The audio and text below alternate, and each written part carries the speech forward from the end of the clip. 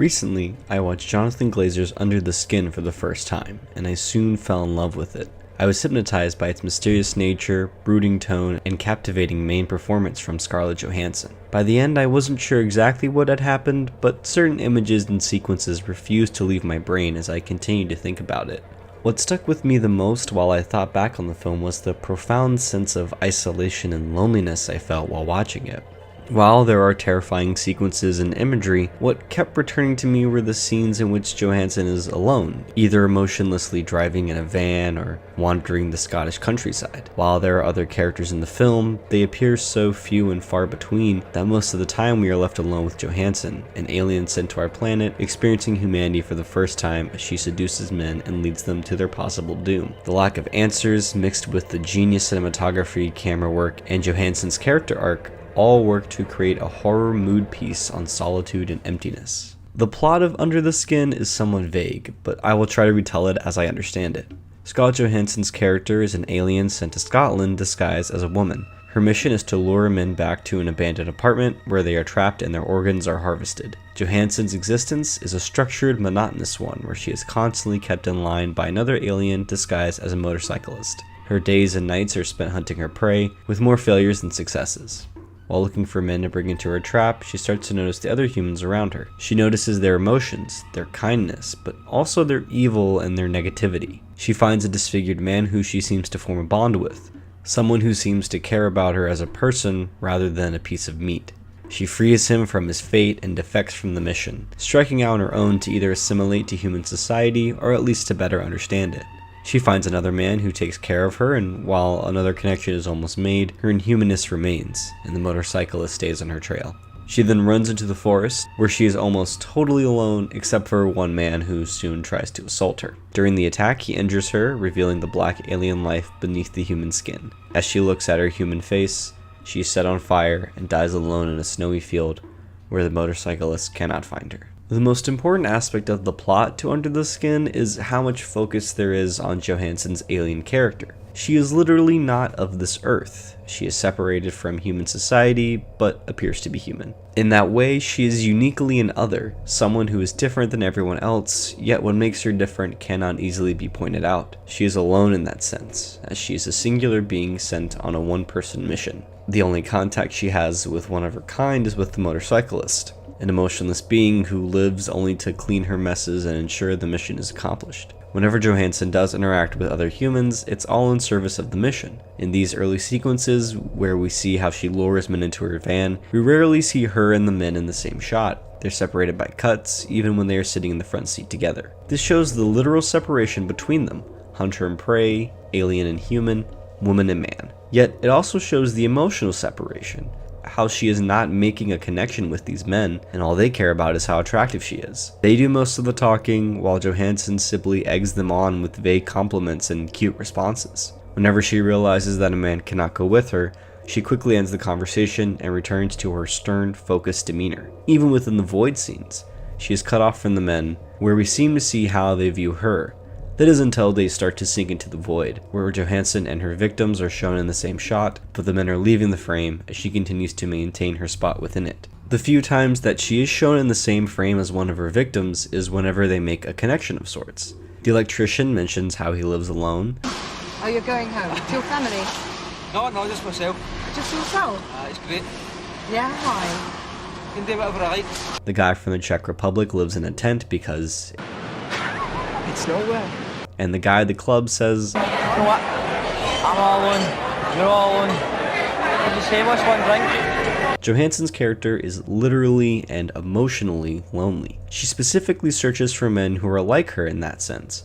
People with no ties who can easily fall off the face of the planet. Whenever she meets these men who seem to have freedom, the camera often shows them in the same frame until the mission takes hold again, like with the Czech Republic guy or the club guy. Her mission is a reminder that she can't be like these men who live freely. She may share their desires for freedom and autonomy, but she cannot easily disappear with a motorcyclist on her trail. In her observations, she often focuses on crowds or groups of people, especially after she begins to seemingly grow tired of the mission. She seems to long to experience what other humans experience. Connections, kindness, emotions in general. Most importantly, she wants to understand what humans are like, to feel what they feel. She is alone because she cannot even begin to relate or understand the thousands of humans around her. The first person she makes a real connection with is the disfigured man. He seems to see her not exclusively for her looks, and she has to actively work at talking to him and showing him kindness, unlike the other men who were only interested in having sex with her.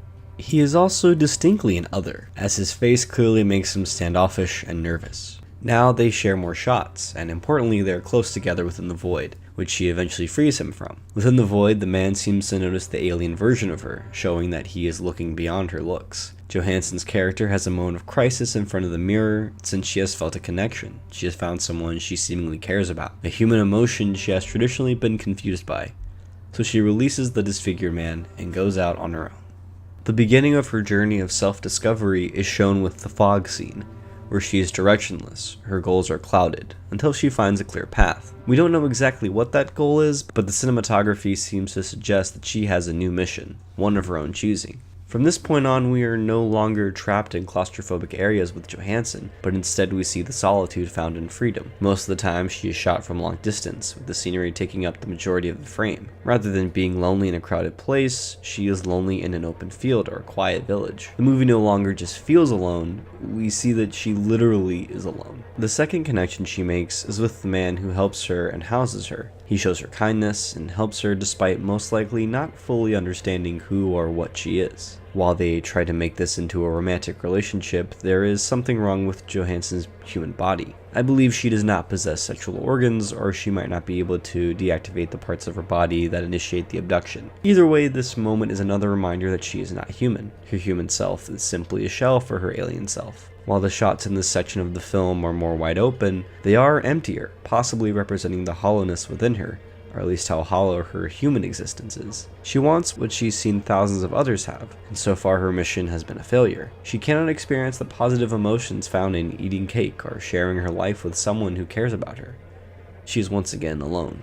She soon escapes into the forest, which is said to be the perfect place for solitude. It's a nice place if you want some solitude, to gather your thoughts and all that. The forest itself is cold, wet, and lifeless. She soon finds a shelter left by others, another example of human kindness, but it's devoid of people, only their items and memories are left. This shelter, along with the forest setting, are another reminder of the emptiness present in her existence. A sequence shows her on top of swaying trees, as if she is directed by the wind, floating from place to place, drifting towards a purpose. Yet she is a hollow vessel for something greater, and no matter how hard she might try, she cannot escape her original mission. This inability to escape is not only represented by the motorcyclist pursuing her, but also by the attempted assault. Her original mission is to seduce men, and that still haunts her even when she does not want to be a part of that mission. Men still desire her, even if she only wants to be human. After the attacker damages her human skin, Johansson removes it and stares into the human face, seemingly looking for answers. She is then burned by the attacker, where she dies in the barren, snowy field. The final shot of the movie shows black smoke fading into the blindingly white sky. This shot, like the majority of the film, is cold, lacking detail or explanation.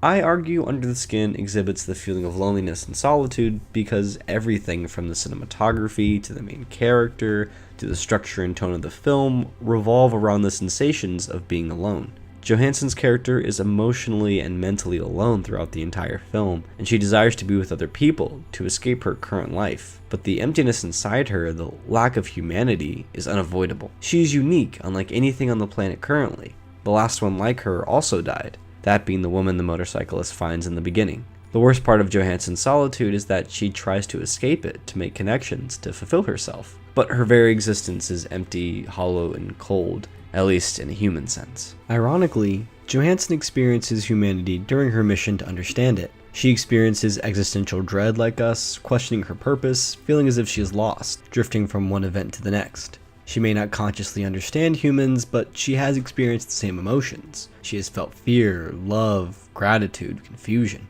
More importantly, she has felt alone. All humans feel alone, either separate from others or singular in their experience.